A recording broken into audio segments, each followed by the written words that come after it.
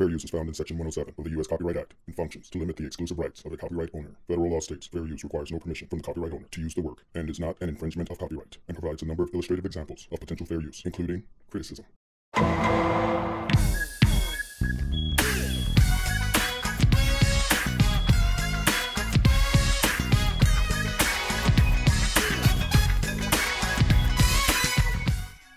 Welcome to No Shoe is Live. My name is No Shoe. Thank you so much for being here. This episode is going to be a little downer, so if you need to be in a good mood, I understand if you click off and move to another. This is about the passing of former First Lady Barbara Bush and what it means to me. Again, thank you so much for being here, and I'll try to be upbeat in the next episode, but I just wanted to get this out. So Mrs. Bush, Barbara Bush, passed away last night at the age of 92. She's the former First Lady of George H.W. Bush, and father of George W. Bush. And it may seem strange, especially for anyone who really knows me, for me to be talking about Mrs. Bush, but I was struck by something to last night when she passed away, but also today. By no means did I vote for her husband. I absolutely did not vote for her husband either time he was president, and I didn't vote for her son either time he was president, and I didn't vote for her husband when he was president. However, that's political. I'm talking human beings now. And especially when you contrast it with what's going on today in our political scene here in the United States. I saw George Bush, her son. First of all, she was married for over 70 years to the same man. And somebody brought it up this morning that this is the first morning that man is waking up without his wife being on this earth in over 70 years. And I can't imagine. I know he is going through his own struggles. He has Parkinson's, and he's frail. He's very old as well. But I can't imagine what it's like for that man to wake up without his wife on the planet. I'm going through a situation with a dog. My dog just turned 18 last Monday. And every day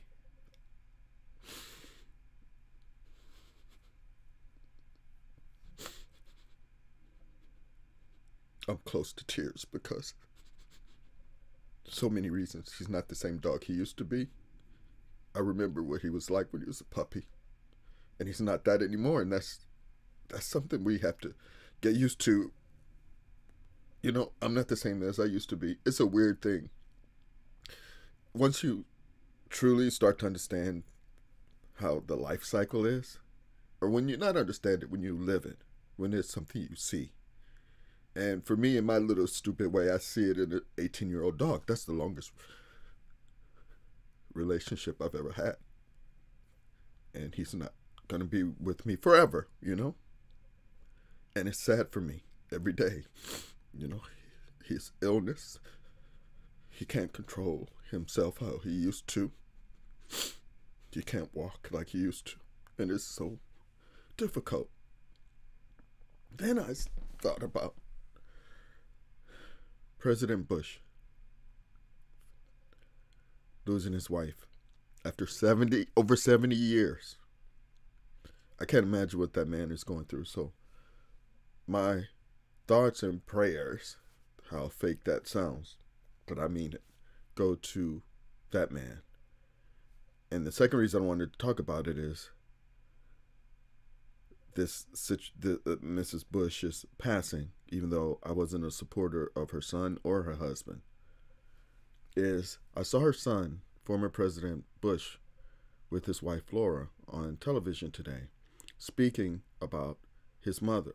And he said he had seen her last Saturday.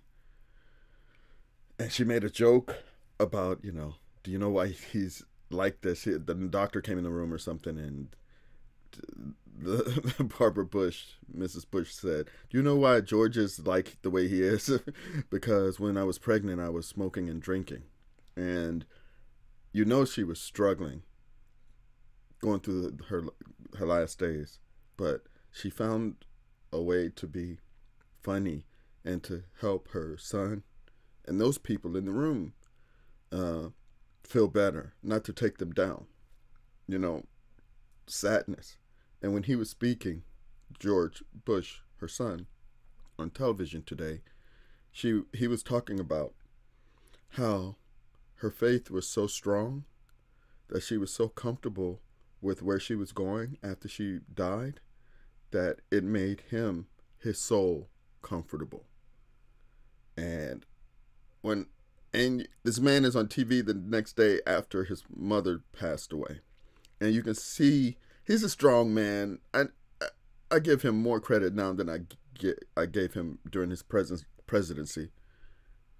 The guy's a strong man, but he was trying to convey to the world that he's okay, because his mother made him feel okay. But he's struggling, and he cries, and he's thinking about all those memories and things like that. And it just made me, I don't mean to personalize their suffering, but it made me wish that I had a father, and it made me wish that I had a strong mother who raised me to be strong, like George Bush. I have what Dave Chappelle calls a brittle spirit. My spirit breaks. I'll give you an example. I'm so excited about this comedy stuff I'm about to do later this year. So excited.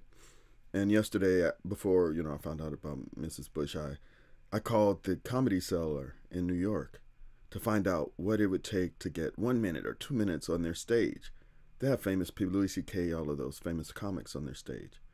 And on their website, they didn't have like an open mic or anything. So I called them to see what would it take to get on their stage for 1 minute or 2 minutes. I said, I'll wait. If somebody cancels, I'll just wait. I'll buy drinks. I'll sit in the audience. I'll just whatever it takes to get a minute or two up on that stage. That stage to me is a famous stage. It's a famous stage in comedy, and I want some time up there. I don't deserve it. I haven't done anything to deserve, but I was just trying to find out what I could do to get on there. And the guy who answered the phone, in my mind, he's like a bartender, is what I was thinking. Even though he probably wasn't. He said, you don't contact us, we contact you. Meaning you have to be a big enough name or something like that before you can be invited. I said, is there a booking agent or something like that? He said, no, there isn't. That it doesn't work that way. So I said, okay, thank you. I hung up the phone, and my spirit was broken.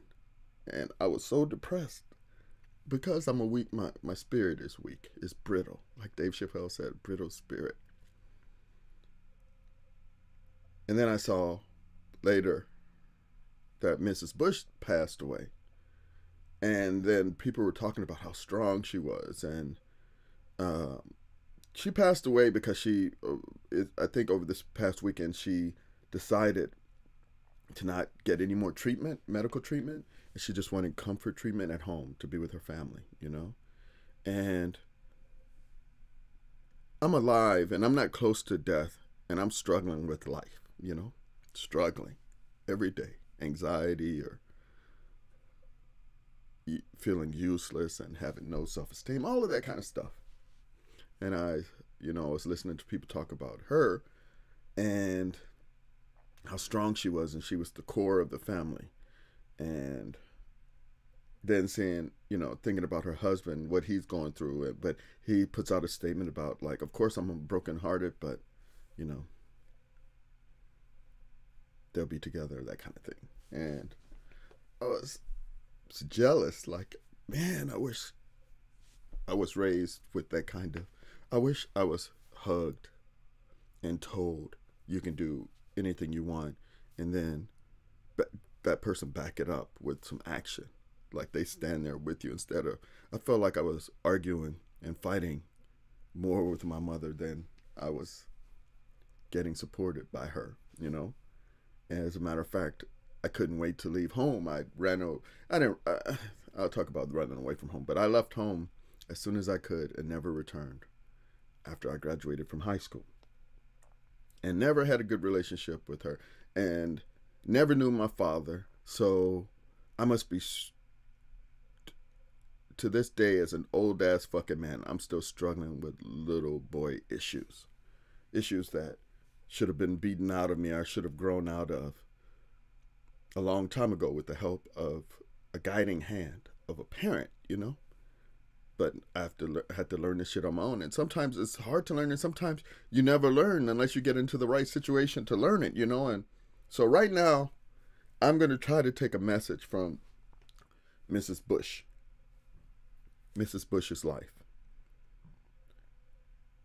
Everyone who has gone on television to talk about her, in the newspaper, online to talk about her, that knew her, said she was so loving and caring, like fierce for her family. You see these pictures of her and her husband in this big ass bed and all these kids running around the bedroom and on the bed and stuff like that. It's just like, man, it would be nice to have that kind of family. And now I think it's too late for me to create, maybe not too late for me to create it, but to fully enjoy that kind of life.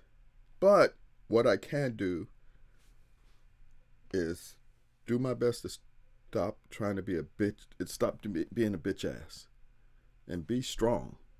You have an anxiety? Fucking accept it. It's yours. One day you won't have it because you'll be dead. I always say, look, one of the things that helps me with my dog and what he's going through is, like, if he shits on the carpet, I don't get upset. I call it a sign of life. It's a sign of life. It's a sign that he's here. And one day there won't be any shit on the carpet because he won't be here. So anything that he does that shows me a sign of life, I'm good with it. I had to learn that. Even though I'm still, every day, I'm struggling with, you know, if I see him, I look in his face. If he's over there and I look at his face and he looks at me, I'll see what I feel like is his spirit. Like I see a connection that goes for over a decade, almost 2 decades. And one day he's going to be gone. And yesterday, before Mrs. Bush passed away, I'm going through a lot of emotional stuff. I'm working it out. I'm not a victim or anything. I'm like, everybody's going through stuff, but I'm trying to work mine out, and I'm trying to be conscious of it. And yesterday, before, you know, after calling the Comedy Cellar and them telling me to fuck off, and me being so depressed, it's a brittle spirit. It's a weak spirit. It's not, most people say, that's so stupid. Why you feel that? I don't know. It's just the way that I am, and I'm working on it. But I was thinking, man, I was so down, and I was thinking, when Kobe passes away, there's really no reason for me to be here. I honestly thought that. Not that I would kill myself, because I never would do that. I never would do that. As far as I know, I haven't been in a situation of any high stress or anxiety that made me feel that way. So that's not what I'm saying. What I'm saying is, I'm enjoying taking care of my son, Kobe. But when he's gone, I don't have a wife. I don't have any kids. I won't have Kobe. And I was thinking, it would be easy to just not really try hard for anything anymore. Just fade out, you know, just like let life just fade out. And I'm not going to lie, I thought of it today. It will keep coming. But what is counterbalancing that today is the thought of George Bush, of all people, George W. fucking Bush, and that big ass Bush family. How they love each other and how strong they are, especially in public. I don't know how they are behind the scenes, but my feeling is when you grow up this way, it is the way you are. So I'm going to try to take a lesson from Mrs. Bush's life and stop being a bitch ass nigger. Miss Bush wasn't a bitch ass nigger, so I'm not going to be one. So it's not even a daily struggle. It's a minute by minute struggle. All up in here. Physically right now, I have no pain in my body except my back, which is chronic from when I was in the military. But I'm not, as far as I know, I'm not dying immediately from some illness or pain or no open wounds or anything like that. It's all in my head. And I keep telling myself, and I'm not trying to force anything, but I tell myself, this shit is in your head. So if it's in your head, the way my anxiety manifests is when I get the panic, I feel a physical thing, as most of you who have this as well, like something bad physically is going to happen. But I'm going to try to learn from Mrs. Bush to be strong, even if I don't have anybody to set the example for myself. Fuck this, man. Rest in peace, Mrs. Bush, to the whole Bush family. She lived a long life, 92 years. That's a long time. And her husband, President Bush, I'm very sorry. I'm not sure I don't have any words to tell you of how you're going to deal with this. Nobody's watching this. I was thinking, if he's like me, which he's not, this man is a very big, accomplished man. However, if he's like me, after he takes care of her funeral, I think is Friday or Saturday. I think there's a viewing in Houston on Friday for the public, and her private funeral is on Saturday, my understanding. My feeling is after the funeral and after he buries his wife and he goes back home, the loss is going to hit him. I'm glad he doesn't see this, because nobody can say, "Oh, you're pushing him."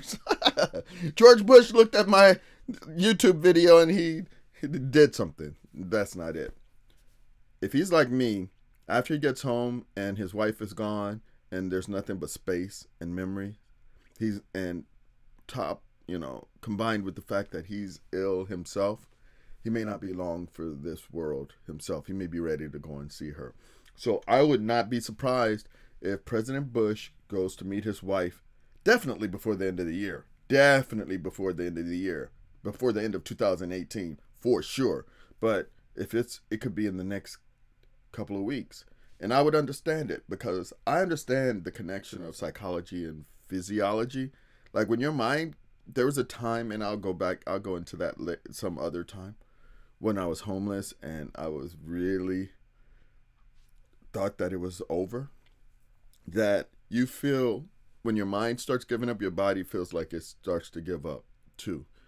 And unless there's something to bring you back, you just keep going. And I think he's done everything that the dude jumps out of planes. I think last time he jumped out of a plane was in his late 80s or early 90s. Jumps out of a plane. He's a pilot. He's a president, been an ambassador, been everything. And now anyway, rest in peace. And thank you I'm going to try to pick up a little bit of your life's lesson. Thank you very much. Thank you very much, Mrs. Bush.